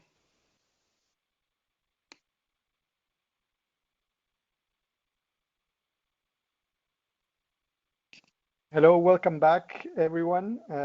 Now it's the time for the last candidate, Félicien, who's connected. Félicien does not speak English, but he does have a translator.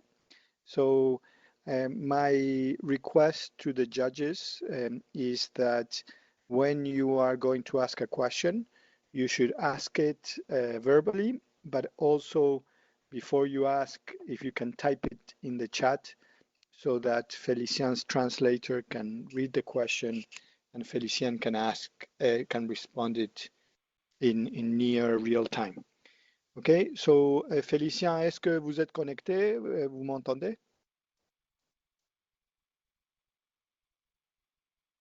Vous m'entendez? Oui, on vous entend un peu bas, donc il faut parler fort. D'accord, ok. Je vais arrêter la présentation maintenant et je vous passe la parole pour que vous faites votre présentation. So I'm going to stop sharing my screen and I'm going to hand it over to Félicien, who's going to make the presentation. D'accord.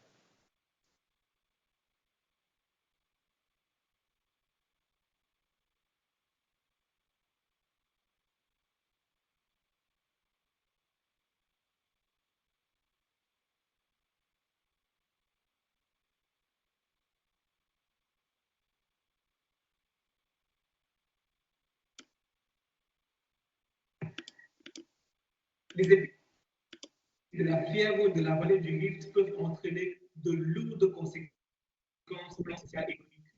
Selon la FAO, la détection des moustiques vecteurs du virus dès leur apparition massive est d'une importance capitale pour lancer des mesures ou des programmes qui vont annuler ou diminuer considérablement les conséquences. Il faut savoir que nous ne pouvons pas uniquement nous baser sur les prévisions climatiques pour lancer des alertes ou bien mettre en place des mesures. Il faut absolument que l'on puisse voir de nos propres yeux les moustiques vecteurs dès leur apparition massive. C'est la raison pour laquelle nous avons pensé à un dispositif que nous avons appelé RVF0, qui est constitué d'une lampe anti-moustique photocatalytique que vous voyez ici. Il y aura également une mini caméra de surveillance Wi-Fi intégrée et un trépied qui sera fixé au sol et qui permettra à la lampe de pouvoir résister aux vents forts et aux inondations. Alors, cette lampe, elle attire les moustiques grâce aux rayons ultraviolets qu'elle émet et également grâce au CO2 qu'elle émet. Et arrivé à une certaine distance, les moustiques sont aspirés par un vortex et elles sont aspirées dans la partie interne inférieure de la lampe. Et c'est-à-dire, une fois arrivées à ce niveau, elles finissent par mourir asséchées. Alors, une fois arrivé dans la partie interne inférieure de la lampe, la mini caméra de surveillance Wi-Fi qui est intégrée et qui est également dotée d'un détecteur de mouvement va prendre la moustique en photo.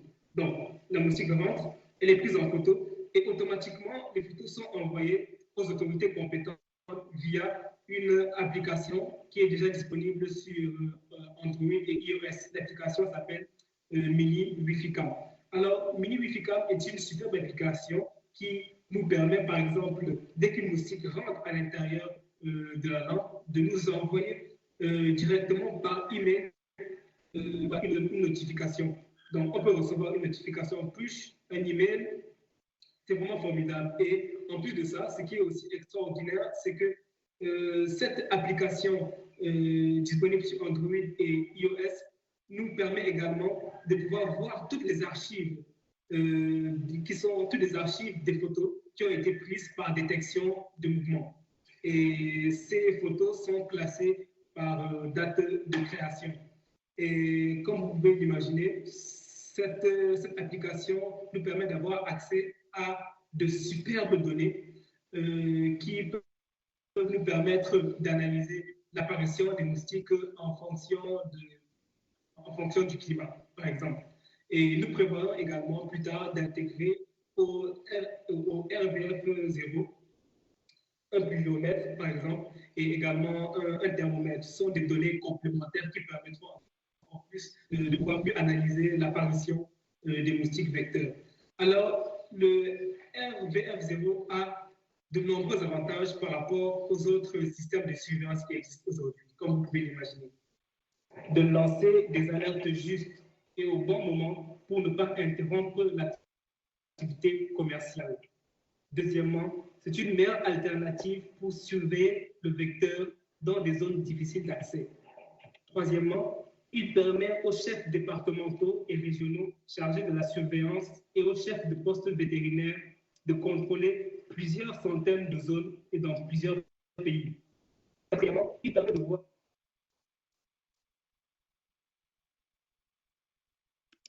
toutes les espèces de moustiques vectrices qui ont fait leur apparition. Cinquièmement, le RVF0 permet de récolter des données extrêmement importantes concernant l'apparition des vecteurs en fonction du temps et du climat. Sixièmement, le matériel est disponible dans tous les pays et sur Amazon.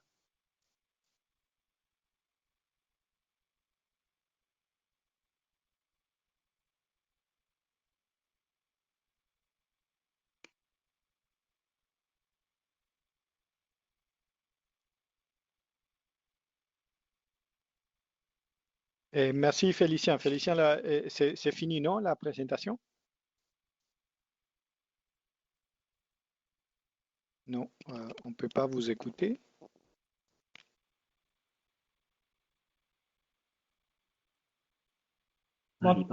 Est-ce que vous m'entendez? Oui, maintenant on vous entend, oui. Ah, d'accord, parfait. C'est le temps qui est fini ou bien? Oui, oui, effectivement. Et, ah, d'accord, ok. Donc, mais vous pouvez répondre des choses pendant la séance de réponse, questions-réponses, OK? Oui, d'accord. So, good. So I hope that all judges were able to read the subtitles of the presentation. I'm going to start with Naomi this time for questions. I hope, Félicien, j'espère que votre traducteur est en train de lire les questions sur le chat. Donc, je ne sais pas si vous avez... C'est bon, je peux répondre. Okay, so the first question comes from Luis de la Plaza. Luis, over to you. All right, great presentation. Very simple question because I was actually very impressed. Is the technology device patented? Who owns that patent? And who manufactures this? Is it done locally or is it putting together different, etc.? Thank you. D'accord. Merci beaucoup. Alors, c'est-à-dire cette lampe actuellement existe déjà sur le marché. De même pour la caméra. Alors, actuellement, ce qui est prévu, c'est d'utiliser ces deux éléments, c'est-à-dire la lampe et la caméra, pour constituer le RVF0. Mais cependant, nous avons également prévu, avec notre équipe d'ingénieurs, de pouvoir reproduire tout ça exactement, voilà, pour pouvoir breveter notre invention. Donc, ce que vous voyez actuellement, ça existe déjà sur le marché, ainsi que la caméra. Mais avec notre équipe, une fois de plus, nous allons nous-mêmes constituer l'ensemble nous-mêmes. Okay, so do you hear me? Good? Yes, we can hear you well. Go ahead. Okay, so Felician says, for the RVF0, it's also available on Amazon and Alibaba. Each part of them. So the RVF0, the camera, and all are also available on Amazon. But our team are going to constitute the RVF0, the entire part of the RVF0. Alors, pour compléter donc, voilà ce qu'il a dit.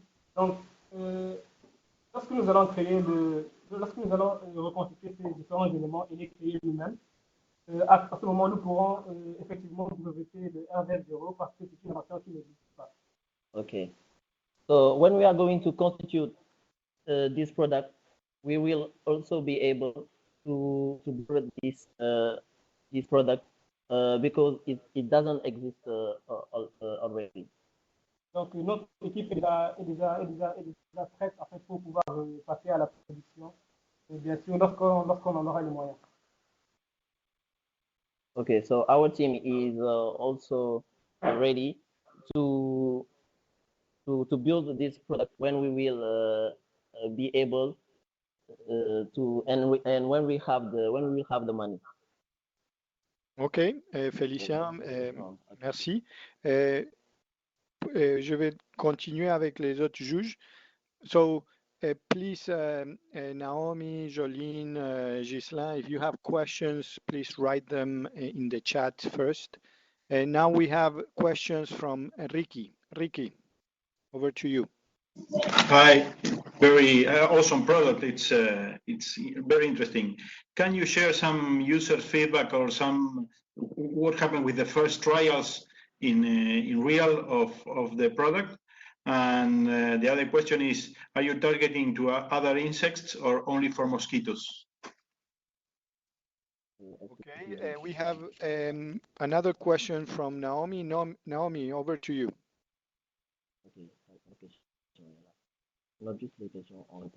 Thank you. Go ahead, Naomi. Thank you very much for such an insightful presentation and a very innovative device. My question is on the lifespan on the device. How long does it last? And that relates to the scalability. Where have you applied it on the ground practically? And how do you really plan to scale it up to southern part of Africa? Because you mentioned about national partners in your presentation. Have you taken any initiative to approach partners in southern Africa? Which country, or how are you planning to do that? Thank you. Et Félicien, donc vous avez reçu quatre questions de deux juges. Donc à vous. Okay. Alors, donc je vais répondre à la première question. Est-ce que je vise tous les insectes? Donc, est-ce que je vise juste les moustiques? Donc cet appareil, oui, c'est simplement les moustiques parce que voilà, ce sont les moustiques qui sont vecteurs du RVR0. Donc, alors, nous avons eu à tester l'appareil et donc vous pouvez voir que là, j'ai pu capturer voilà, des moustiques. Il n'y a pas de mouches, il y a uniquement des moustiques. Et donc, la deuxième question, la durée de vie de l'appareil. Et Félicien, je ne sais pas, peut-être tu peux laisser les traducteurs traduire réponse par réponse. Donc, la première réponse. Okay. So our target is mostly the mosquitoes. As you see in the bottle, it just has here mosquitoes. Parce que ce sont les moustiques qui sont vecteurs du RVS. Because the mosquitoes is vector of the RVS, yes.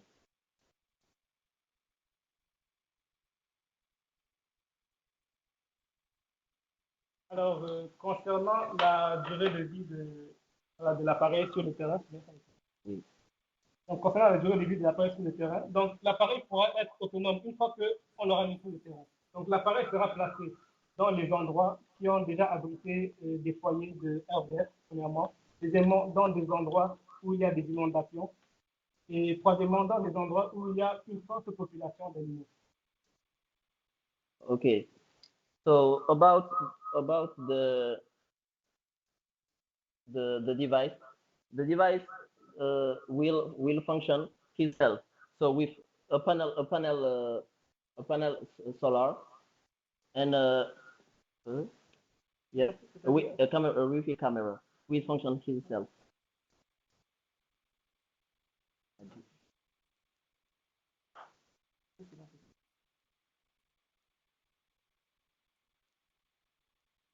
OK, des autres réponses ou c'était tout, Félicien? Non, il y a une autre question. Voilà, alors. Le commentaire d'autres utilisateurs. Oui, donc, donc, comme je l'ai dit tout à l'heure, l'appareil sera bien sûr autonome et il sera placé dans des endroits où il y a eu déjà des foyers de RVS et également dans des endroits où il y a des inondations parce que les moustiques vecteurs du RVS apparaissent là où il y a beaucoup d'inondations. Troisièmement, nous allons également le mettre à côté des endroits où il y a une forte population d'animaux. Okay, so the device will be placed on a flooded areas, and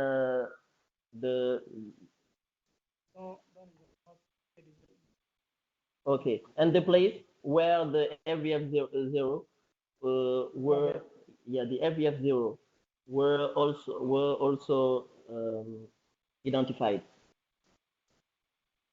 Donc, et également dans les endroits où il y a eu une forte population. Okay, and the areas where the animals were are strengthened, identified. Okay. Okay. The next question. Can I jump in? Okay, no, Ghislain, we have a question first by Jolene. Jolene? Thank you. So I've got a two-pronged question.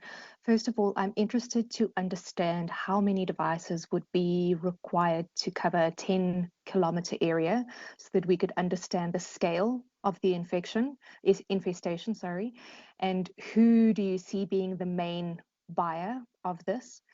And then my last question is, where have you tested this geographically? Félicien, il y a le juge Ghislain qui va faire ces questions. Il va poser les questions en français et en anglais. Donc, il faut attendre la traduction aussi. Ok, merci beaucoup. Ghislain, à toi. Bonsoir Félicien, toutes mes félicitations pour ce grand travail. Merci beaucoup. Bonsoir. Ma première question, c'est en fait, je voudrais comprendre pourquoi ou bien quel est en fait le rôle principal de cet outil. En fait, on est en train de se focaliser en agriculture un peu pour voir comment lutter contre les pestes et autres. Mais j'ai constaté que vous vous focalisez sur les moustiques. Mais pourquoi avoir fait ce choix, moustiques? Parce que généralement, quand on parle de moustiques, c'est pour la santé des hommes, c'est-à-dire en milieu rural, le malaria, le paludisme et autres. D'accord? Est-ce que vous êtes en train de promouvoir une technologie qui pourrait être utilisée peut-être pour garantir une meilleure santé aux ménages ruraux, c'est-à-dire les ménages producteurs, les ménages agricoles et autres? C'est un peu ça. Ma deuxième question, c'est en fait de savoir quelles sont les données que vous avez utilisées pour construire votre outil. Et quelles sont les données que vous utilisez pour pouvoir le faire travailler. D'accord? Est-ce que ces données sont disponibles? Si, par exemple, je me servais de votre outil, est-ce que je pourrais directement utiliser l'outil, prendre les mêmes données et l'utiliser sur une échelle plus large?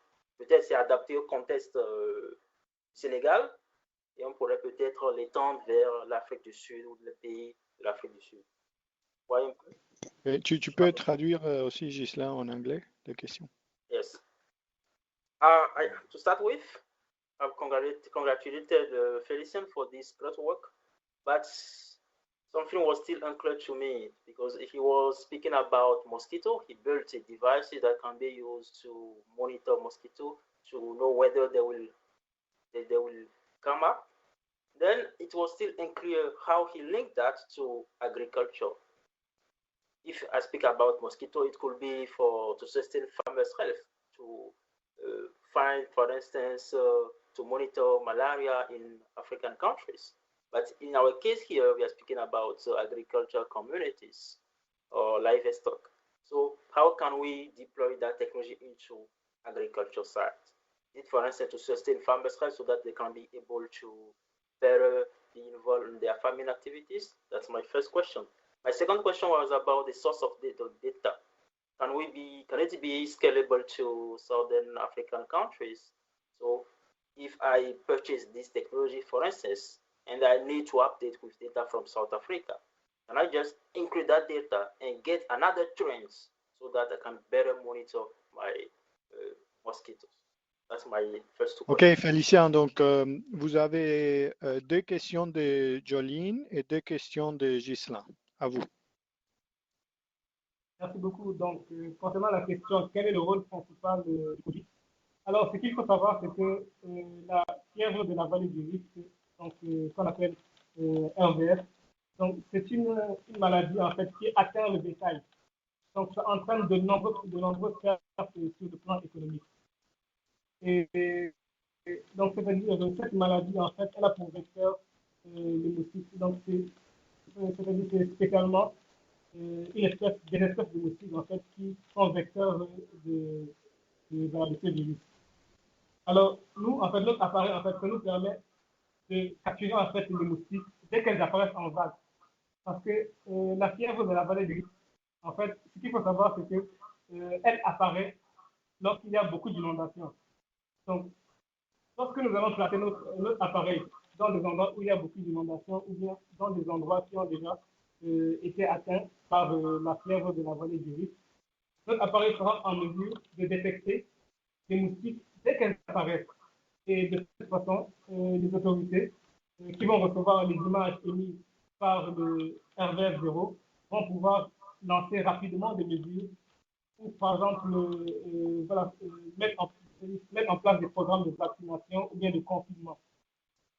Parce que, c'est-à-dire, une fois que le moustique apparaît et qu'il s'attaque au bétail, donc il y a de nombreuses pertes sur le plan économique. C'est la raison pour laquelle notre produit, ça nous permet de prévenir cette maladie, la fièvre de la vallée du Rift, en détectant les moustiques dès qu'elles apparaissent en vague. Parce que la première étape, en fait, de cette épidémie, c'est l'apparition des moustiques en vague.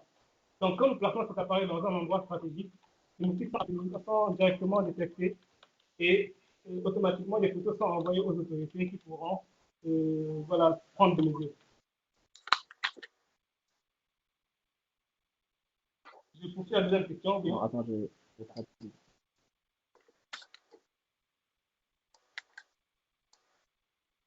Monsieur Gisela, je poursuis ou bien... La deuxième. Oui, Félicien, si tu peux traduire les réponses par réponse, hein, comme ça on peut suivre quelle question tu es en train de répondre. Okay, so the valley fever is a disease that affects livestock and causes many economic losses. These mollusks will appear when there are inundation.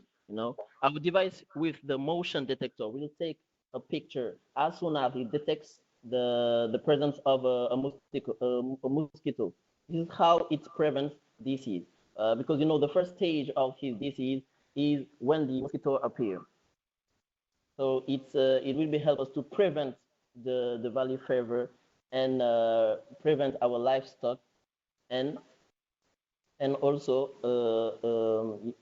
prevent our livestock. Et étant donné que la des photos Full HD, on pourra détecter quelles sont les espèces de moustiques qui se trouvent à l'intérieur. Donc, est-ce qu'il y a des moustiques vecteurs qui ont apparu?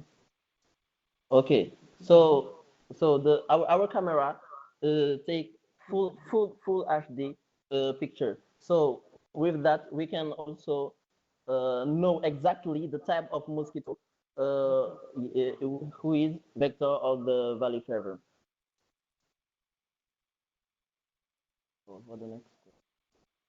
Alors, pour la question suivante, quelles sont les données que nous utilisons? Alors, ce qu'il faut savoir, c'est que notre appareil, ça permet d'avoir de précieuses données. Donc, parce qu'une fois que le moustique vecteur apparaît, l'appareil prend les moustiques en photo et les envoie directement aux autorités. Donc, c'est-à-dire, si l'on a cette donnée, on pourra vraiment prendre des mesures adéquates et radicales. Donc, c'est notre appareil en fait qui produit des données photos. Et si par exemple, on parvient à voir qu'un moustique vecteur est apparu, disons, un jour après une forte pluie et sous une température par exemple de 37 degrés, ça pourra nous permettre de mieux connaître exactement à quel moment les moustiques vecteurs apparaissent.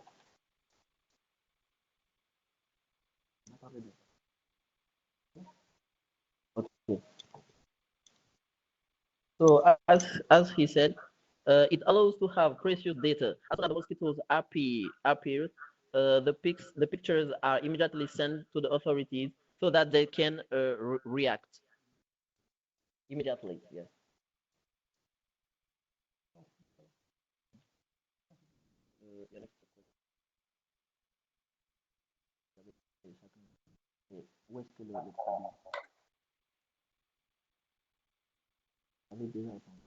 Donc, où est-ce que le produit sera placé? Est-ce que le produit a été testé? Bon, nous avons testé le produit. Donc, vous avez vu, je vous ai montré les moustiques que j'ai pu capturer.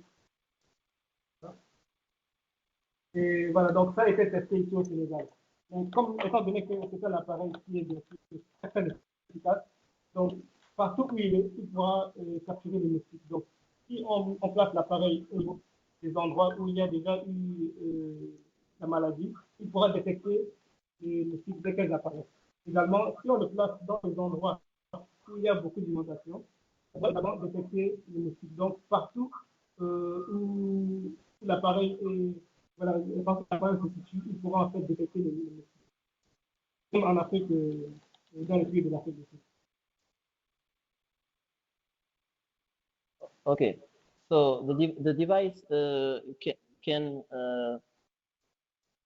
yes can be applied in any area. So in flooded areas, in the area where the disease is also present.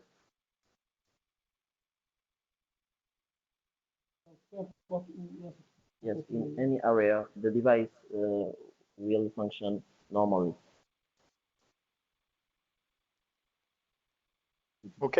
Est-ce qu'il y a des autres réponses, Félicien, ou c'est bon de ton côté? Oui, je pense une dernière question. Donc, alors, Combien d'appareils il faudra pas? Alors, donc on nous demande combien d'appareils.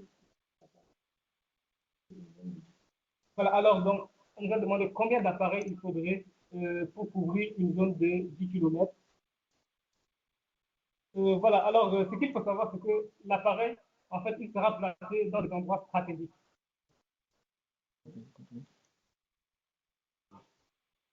Okay, so the device will be placed in strategical place or area. Donc, premièrement, donc, dans des endroits qui sont où il y a des inondations. In flooded areas. Également, dans des endroits où il y a déjà eu des foyers de RVF. Okay, in place where there have been outbreaks of RVF. Et troisièmement, dans des endroits où il y a une forte population d'animaux.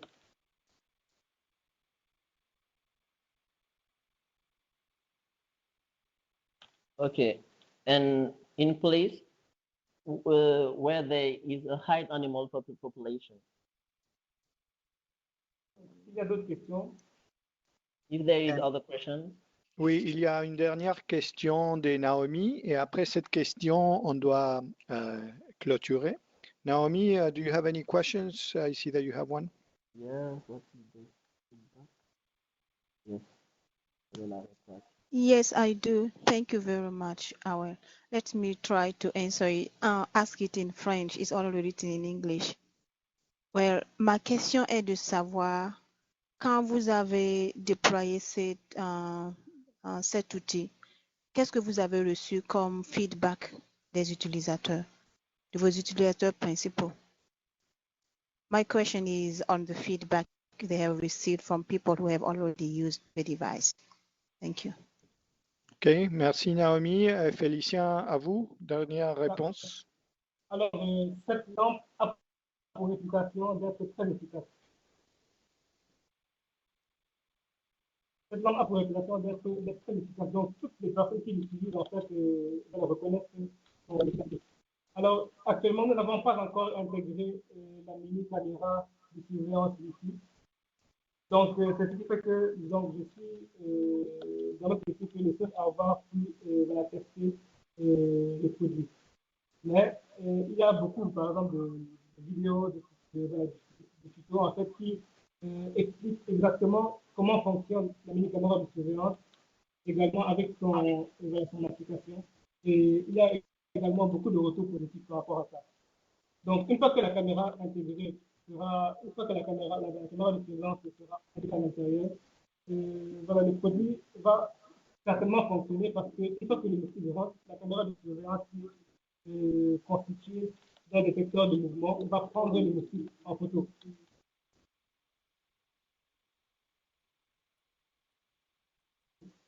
Okay, so this lamp has a reputation for being very effective but there is a lot of and there was a lot of positive feedback.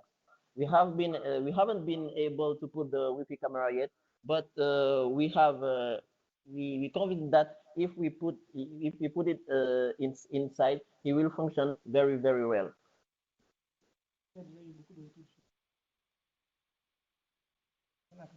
Okay, Félicien, merci beaucoup. Thank you very much.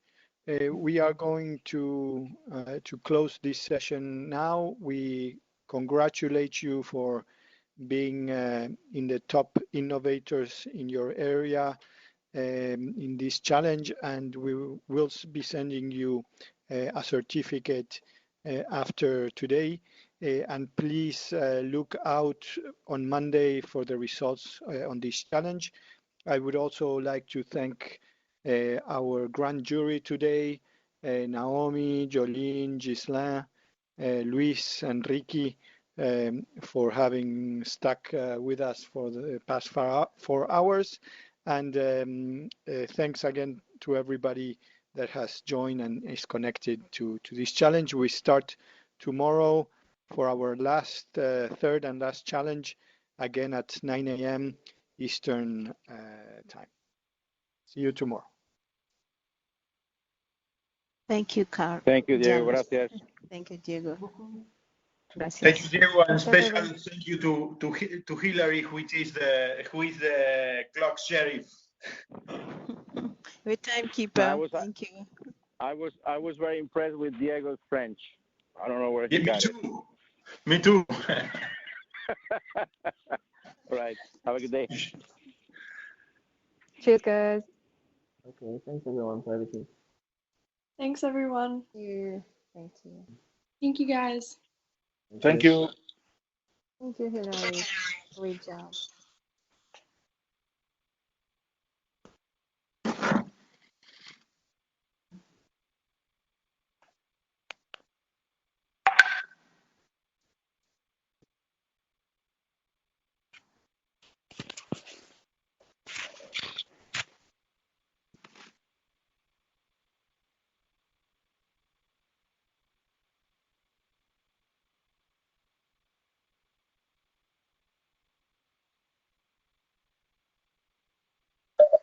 Hi, Ricardo.